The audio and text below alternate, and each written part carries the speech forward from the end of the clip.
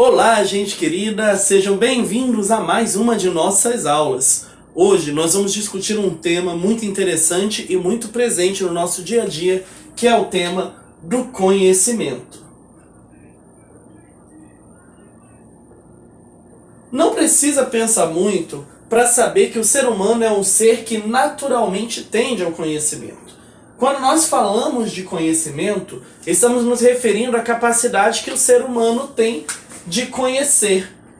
Eu sei que parece meio óbvio, mas vocês já pararam para pensar o que significa conhecer?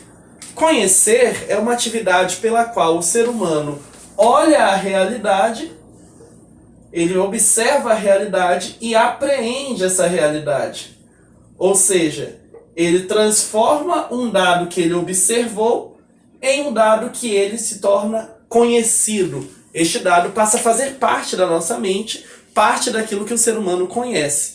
Então, o conhecimento é uma atividade puramente humana. Desde os primórdios, a humanidade sempre buscou o conhecimento. Desde os primeiros passos que o ser humano deu na Terra, ele esteve em busca de construir algum tipo de conhecimento, buscando conhecer novas formas de viver e entender o mundo ao seu redor. Por isso nós dizemos que o ser humano é um ser curioso por natureza. Eu não preciso voltar para os homens da caverna para entender esse fato. Basta a gente pensar numa criança pequena. Nós, quando éramos crianças, ou ainda quem tem uma criança pequena em casa, um primo, um sobrinho, até um irmão, sabe muito bem como as crianças são extremamente curiosas. Isso porque o ser humano teria essa tendência natural à curiosidade, ao conhecimento. Então hoje, nós vamos conhecer 4 formas de conhecimento. As 4 maneiras pela qual o ser humano busca conhecer e formalizou, construiu e estruturou formas de entender o mundo e de compreender a realidade. Essas 4 formas, elas se articulam de maneiras diferentes na nossa vida e no nosso dia a dia e fazem parte da nossa vida até os dias de hoje. Então, muita atenção, porque nós vamos agora conhecer que formas são essas. A primeira delas, e que é bastante comum ser utilizada no dia a dia, é o que nós chamamos de senso comum. O senso comum é um conhecimento básico de certezas que temos na nossa vida. As certezas que nós temos para tomar atitudes, para decidir o que eu vou comer um dia. A certeza que eu tenho quando eu pego um ônibus sem perguntar para onde aquele ônibus vai, porque eu já tenho certeza do lugar para onde ele vai. O senso comum, então, é um conhecimento baseado nas certezas imediatas. É um conhecimento não refletido, um conhecimento não questionado e que se baseia e se fundamenta naquelas garantias de certeza que a gente tem. O senso comum ele é produzido pela cultura, pela tradição e pela história de vida de cada indivíduo. Com certeza vocês têm um fardo de conhecimentos que são ligados ao senso comum. Coisas que vocês levam na vida de vocês como certas e certezas, que vocês não precisam ficar refletindo e questionando o tempo todo. Por exemplo, eu dei o exemplo do ônibus. Ninguém sai perguntando toda vez. Se eu sei que o ônibus que vai me levar para chegar na escola, para passar pelo centro, é o Guajará, é o Norte-Sul, eu não vou todos os dias perguntar se aquele ônibus vai me levar para o destino, porque já faz parte do meu senso comum. Já é um conhecimento natural que eu já não questiono, porque eu já tenho certeza dele. E assim vão diversos conhecimentos. Mas nem sempre o senso comum está certo. Por exemplo, quando eu era criança, eu não podia misturar manga com leite. Ixi, porque mamãe dizia que a manga com leite podia até matar.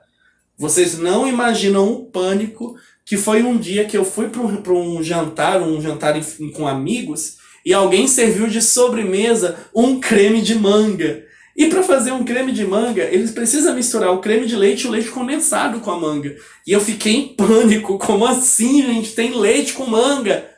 E aí foi que eu questionei o meu senso comum e descobri que não era verdade que a manga com leite fazia mal, que era apenas um senso comum, um conhecimento não refletido passado de geração em geração. Atenção! Isso não significa que este conhecimento comum, que não é refletido, que não tem um aprofundamento, não tem uma justificativa científica nem filosófica, não significa que esse conhecimento não seja necessário. Por quê? Porque nós precisamos dessa certeza, nós precisamos disso. É claro que é sempre bom reavaliar, refletir, quebrar alguns conhecimentos falsos que nós temos, algumas certezas baseadas em situações sem fundamento, mas ainda assim a gente vai manter um certo grau de senso comum. Todo mundo tem um pouco de senso comum na sua vida. Todo ser humano tem um pouco deste senso comum, disso que ele vem de outras gerações, de suas certezas e das suas experiências. Porque faz parte do ser humano esse tipo de conhecimento. O outro tipo de conhecimento que nos é muito comum e que é objeto de alguns estudos nossos é o tema da religião, chamado também de conhecimento religioso. O conhecimento religioso, ele já diferencia um pouco do conhecimento do senso comum. Porque enquanto o senso comum ele vem de experiências práticas e concretas, o conhecimento religioso vem de práticas e experiências sobrenaturais. Como assim? O conhecimento religioso ele é uma explicação mítica, uma explicação sobrenatural para aqueles fenômenos naturais. Essa foi uma das primeiras respostas que a humanidade encontrou para a realidade em que vivia. Se a gente analisa a história dos povos antigos, com toda certeza nós vamos encontrar relatos dos deuses que fazem chover, os deuses que fazem ter a seca, a fome, os deuses que provocam os raios, os terremotos, diversas explicações religiosas. Então por isso que a gente pode dizer que o conhecimento religioso é um tipo de conhecimento. É uma explicação sobrenatural para os fenômenos naturais que o homem não consegue responder de forma objetiva e concreta. Atenção! Isso não significa que o conhecimento religioso é um tipo falso de conhecimento, porque ele é um conhecimento certo para aquele povo que vive e acredita nesta resposta, neste tipo de conhecimento.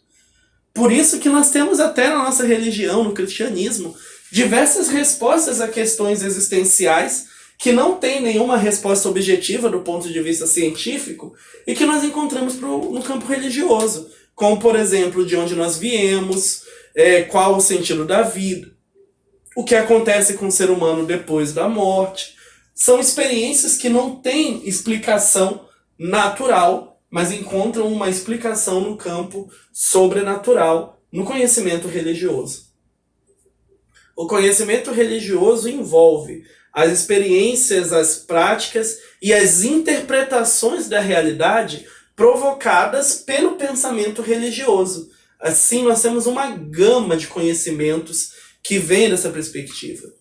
Por exemplo, quem tem algumas crenças em espíritos sempre vai relacionar alguns fenômenos como doenças, mal-estares, aqueles calafrios na espinha, vai relacionar com a experiência de um espírito que talvez esteja próximo.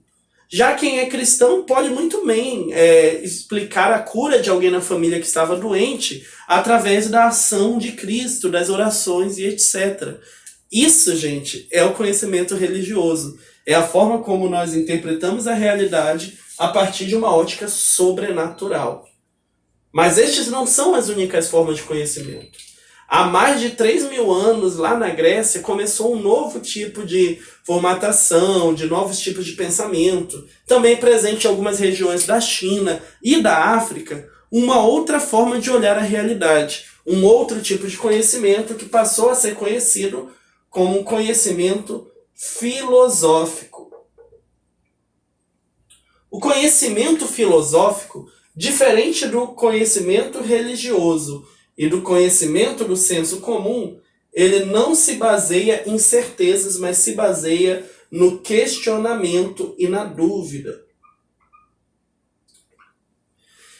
Então, enquanto o senso comum se baseia nas certezas que você tem da sua experiência prática, do seu dia a dia, o ensino religioso se baseia nos dogmas e das certezas de uma fé religiosa, da presença de uma divindade, O conhecimento filosófico se baseia numa atitude de eterno questionamento, de perpétua dúvida sobre a realidade na qual você está inserido. Dessa maneira, o conhecimento filosófico traz essa ideia, essa perspectiva de que o ser humano precisa conhecer sempre mais. Por isso que nós dizemos que o filósofo nunca se cansa de conhecer e de saber. O conhecimento filosófico é a atividade de estar sempre perguntando, questionando e buscando entender a realidade. O filósofo sempre faz perguntas, e se ele encontra uma resposta, ele pergunta sobre essa resposta. O conhecimento filosófico é muito comum no nosso dia a dia, principalmente quando a gente busca criticar uma realidade com a qual nós não concordamos, quando nós buscamos investigar uma situação. Tudo isso envolve a atitude filosófica, que é uma atitude de questionamento da realidade. E, por fim, o último tipo de conhecimento é o conhecimento científico. O conhecimento científico é praticamente um filho direto do pensamento filosófico, embora eles sejam muito diferentes. Por que eles são diferentes? Porque o pensamento científico, diferente do filosófico, que é puro questionamento, o conhecimento científico ele é uma investigação metódica. Como assim? O conhecimento científico ele precisa de um método formal para que ele possa produzir conhecimento. Por exemplo, um conhecimento científico exige experiência, exige que você comprove aquilo que você está produzindo. Por exemplo, quando alguém descobre uma vacina para tratar determinada doença, para proteger de determinado vírus, não basta ele pegar e dizer, gente, será que essa vacina funciona? Que é o pensamento filosófico, que seria de questionar o funcionamento dessa vacina. Não basta. O conhecimento científico vai exigir que você teste essa vacina, prove a validade dela, e aí sim, quando você conseguir seguir os métodos que vão envolver testar a vacina, repetir a experiência mais de uma vez para ter certeza de que ela funciona, testar essa vacina em condições diferentes para ver se em determinadas condições ela não vai mudar o resultado, depois de seguir todos esses passos, que é o que nós chamamos de método, é que a gente vai produzir um conhecimento científico. O conhecimento científico, embora informalmente exista desde a antiguidade, ele tem ali suas raízes no período da modernidade, que é quando o ser humano avança do pensamento filosófico para uma formalização deste pensamento científico. Então, essas 4 formas de conhecimento, embora sejam bem antigas, continuam presentes até hoje na nossa forma de entender o mundo. Entendidos? Espero que tenham gostado e conseguiram compreender cada um destes conhecimentos e a forma como eles se articulam. No nosso dia a dia, nós conseguimos encontrar com muita facilidade estes conhecimentos. Se tiverem dúvidas, podem mandar pelo Google Classroom, que eu vou atender vocês com todo carinho e com toda atenção. Comentem o vídeo, curtam se gostaram e, se tiverem dúvidas, entrem em contato. Gente, foi muito bom estar com vocês. Espero encontrá-los novamente na semana que vem. Um grande abraço e até a próxima. Tchau, tchau!